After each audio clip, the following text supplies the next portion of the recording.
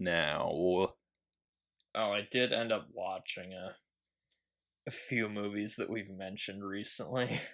Oh yeah? Which ones? Barbarian. Oh, what'd you think of that one? I liked it. I didn't think it was great. Hmm. I liked it until the goblin lady just crashed through the wall and it became some sort of weird just there's a monster running around movie. I agree with you. Like I thought it was, yeah. And Justin Long felt kind of out of place in it too. He was one of my favorite parts of the movie. Oh, really? Yeah. I thought it was. I will say this though. It's been a while since I've like seen a newer horror movie where I didn't know what was going to happen, and it was, Oh yeah. so I will give it that. I did see The Menu, which that was really good. I was really impressed. The Menu is so good. I love that one. Yeah, it was.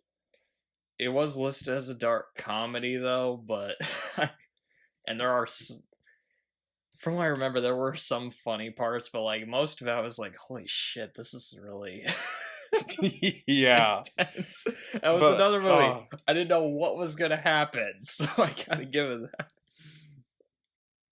I feel like that makes a lot of those so much more interesting when you're like, okay, I have no idea where this is going. Yeah, it was definitely riveting. Okay, my cat is whining somewhere and I can't see her. That's weird. Where are you, cat? My cat was down here earlier. But yeah, Menu was great. I was surprised when I got to the end and saw the credits and it said produced by Will Ferrell. I forgot. About I was not expecting I that. forgot about that. But yeah. That's what reminded me again. There's just how like great Ray Fiennes is as an actor. Oh yeah, he is fantastic in that movie. He's incredible in that movie. Yeah, Representing Iowa as well. yeah. Except he said he was also from some other place. I don't remember. He like said, "Oh, I grew up in Waterloo," and then later he says, "I grew up in somewhere else." I'm like, wait a second. I also like the food critic, how she complains about the emulsion being broken on the breadless bread plate. Yeah, the breadless bread. And so they keep sending her larger and larger emulsions throughout the movie. Yeah. It was such a unique, just interesting movie. I gotta give. I definitely see why you like it so much too, because you're a food guy. So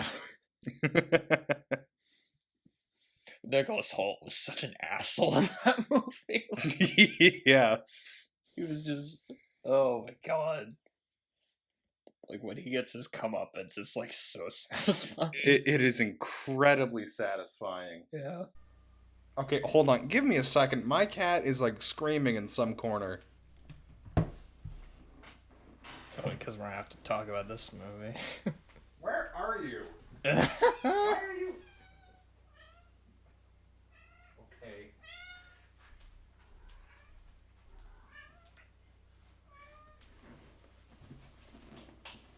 Okay, cat.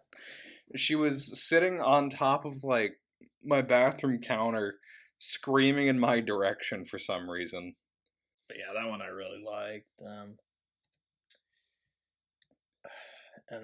Halloween Ends. I did end up watching that. Which Oh, what did you think of Halloween Ends? oh, that was horrible. I enjoyed the ending though. Yeah. Like the last third of it is really enjoyable, but you have to suffer through like the first 2/3 to get to. Do you see why I was so confused coming out of the theater after I saw that? Yeah, I was confused and I saw the two movies like because you had like this new character who wasn't in the other ones, and they focus on him. And he becomes Michael Myers until like the very end. I was confused. Like, was Michael Myers possessing him or something? It didn't make any sense. It was so dumb. Oh, but I love that one so much. It's so bizarre. Once Michael Myers showed up, though, I will admit it did become more entertaining. But before that, it was just so insufferable and just terrible. I love the crazy homeless guy at the beginning. It's sitting outside of the sewer pipe feeding people to Michael Myers. And I like how most of Michael Myers' kills in that movie are just him crushing people's faces with his bare hands. But yeah, it was just bad. It was so bad. And you saw that twice in the theater. I saw it twice, and the second time it was because I got drunk at like 11:30 at night and had my brother drive me and him up to like the north side of Des Moines to watch it. Why would you do that? I really wanted to watch that again with somebody who had never seen any of the movies before. Oh my god. That's like one of the well, it's not the worst one to start with. There's worse ones. I will say it was definitely more entertaining than H2O Resurrection. I will agree with you on that. Wait, did you see Resurrection? Uh I tried to because I went and watched the first Rob Zombie one. And then I was like, okay, I only have 3 other movies to see. So I tried Resurrection and gave up.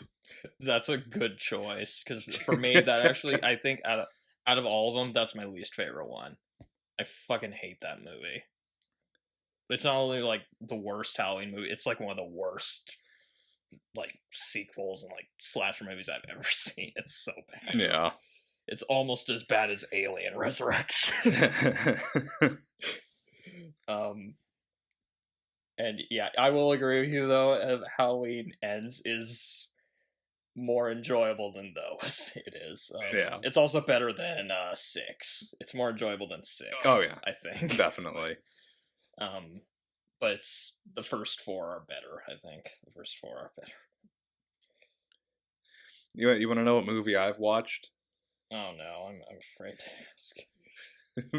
Batman v Superman, the longer version. Why would you do that? I don't know, and I watched it. And I'm gonna be honest, I still wouldn't mind doing a podcast on it because it is such a weird film just watching it again. I just can't stand. Oh, God, there are parts of it that are kind of funny. And I will say something that for whatever reason, like the previous like 2 or 3 times I've watched that movie that I didn't pick up on, but I did now. Wait, you've seen that 4 times? I think so. I've only been able to. Oh, God, I can't remember. Anyway, something that didn't really click until this watching is that Alfred is played by Jeremy Irons. Yeah, he is. AKA Simon Gruber. Yes.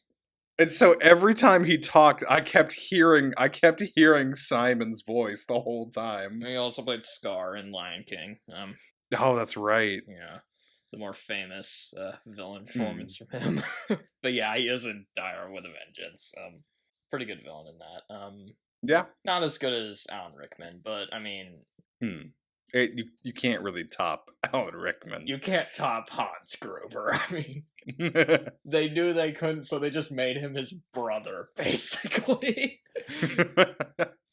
Because that's gonna stop comparisons. I can't. So, what did the longer version change? I'm curious, actually. So honestly, there's not too much that's different. I think the big change that I remember is at the beginning. There's a bit more with Lois Lane doing the investigation into like the killings after Superman saves her in the Middle East. And then towards the middle, I think there's a longer version of Superman saving people around the world.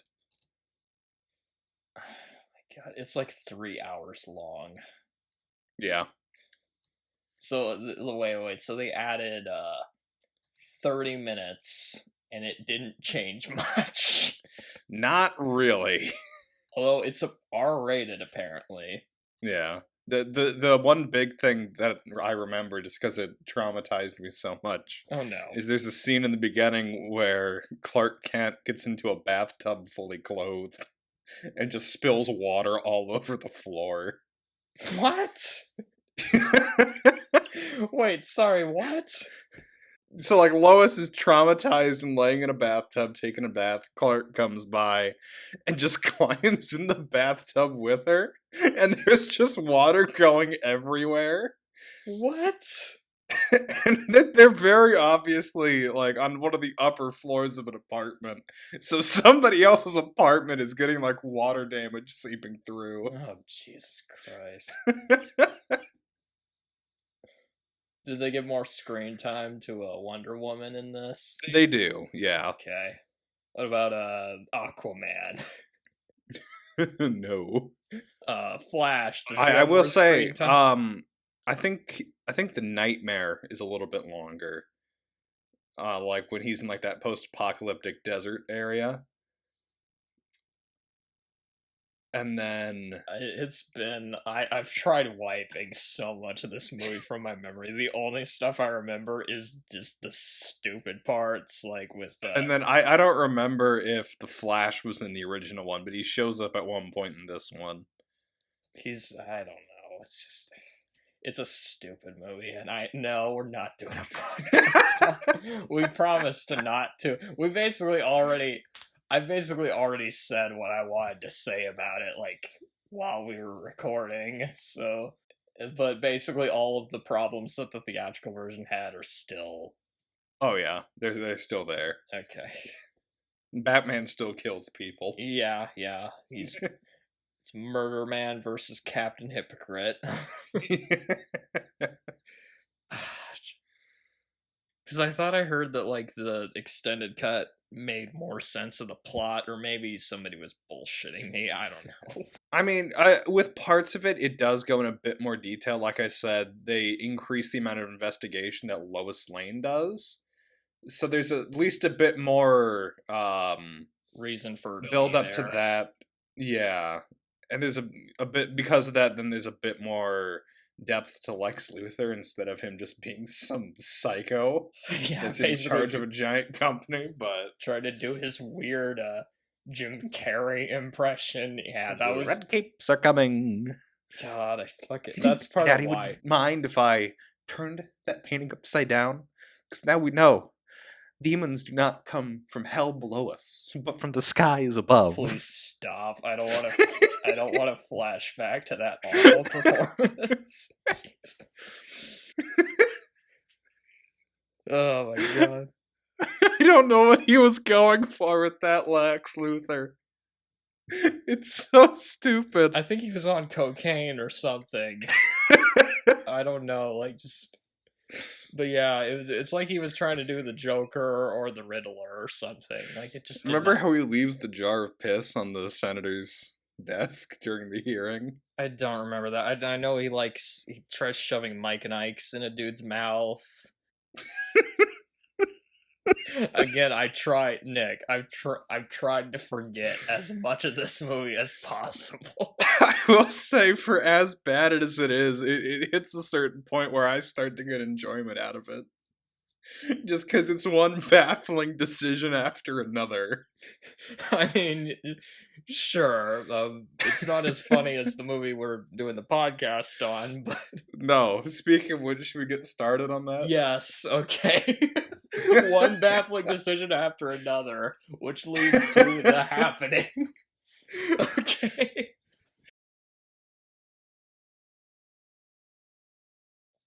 And this is off topic, but a few months ago, I was flipping through channels on the TV, Yeah. and you will never guess what I found. Well, was it the happening? No, it was Which one? M. Night Shyamalan was on this one channel talking about food, and I think it was like PBS or something. It was like a what a twist moment. It's like what?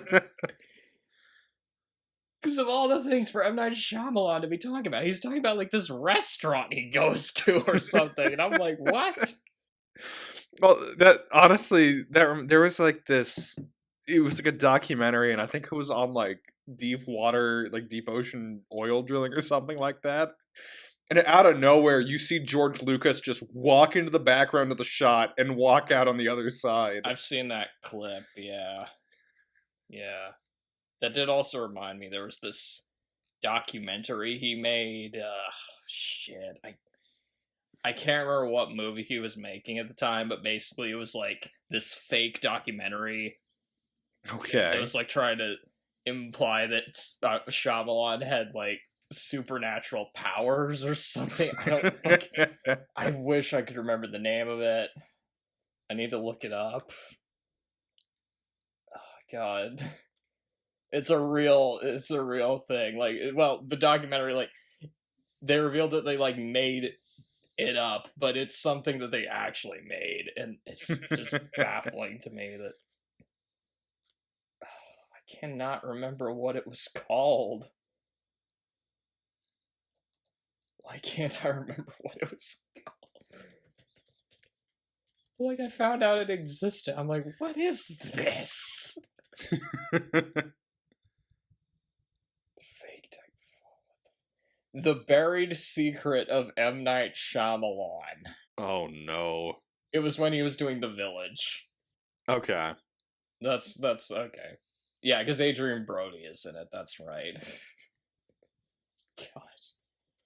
And basically, it was this advertisement for The Village, and he like pretended it was real.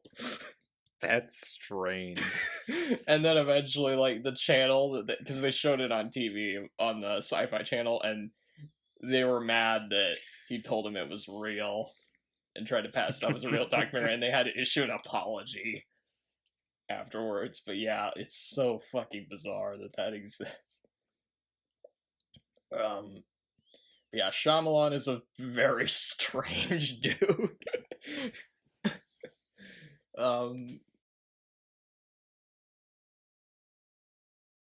this was an actual story that John Leguizamo told about Steven Seagal too. Yeah. Hmm.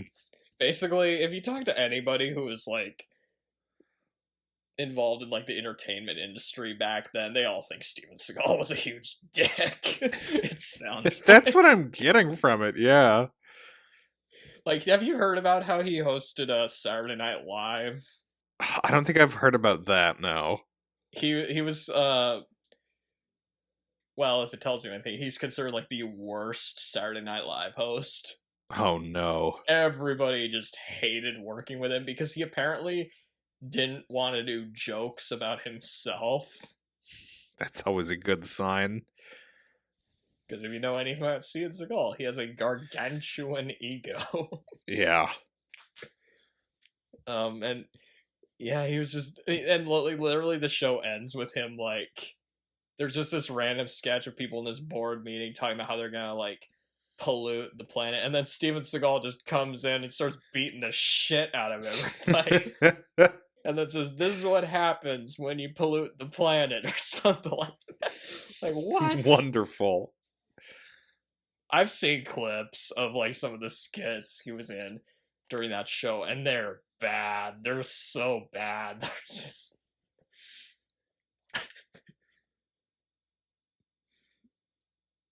But yeah, it's pretty obvious they didn't want him back on the show ever. Yeah. And then like later on, they did like some joke of like during like the opening, like they had Nicolas Cage who was hosting, and he was like acting all perverted and stuff, like saying, "Oh, I like seeing Cher's ass" or whatever, and I worked on her with a movie, and then like the producer like pulled him aside and said, you shouldn't be making comments like that, Nick. You seem like an asshole. And he's like, "Oh, I bet I'm the biggest jerk that was ever on the show." And then he said, "No, that would be Steven Seagal." Nice. Yeah. But yeah, it's just Steven Seagal on fucking ass. Yeah, there's so many crazy stories about Steven Seagal. Where do I told one of them on the show. Oh, was it when we were doing Face Off? I think it was when we were doing Face Off. It like says to one of the other actors, like, "Oh, I just read the best script ever. Oh, who wrote it? I did." Yeah, I remember that one. Again, like, if we were gonna do, Out for Justice, that might be a good one. We could do Out for Justice on the podcast, and then just use it as an excuse to talk about Steven Seagal and how insane this dude is. Okay, some more trivia.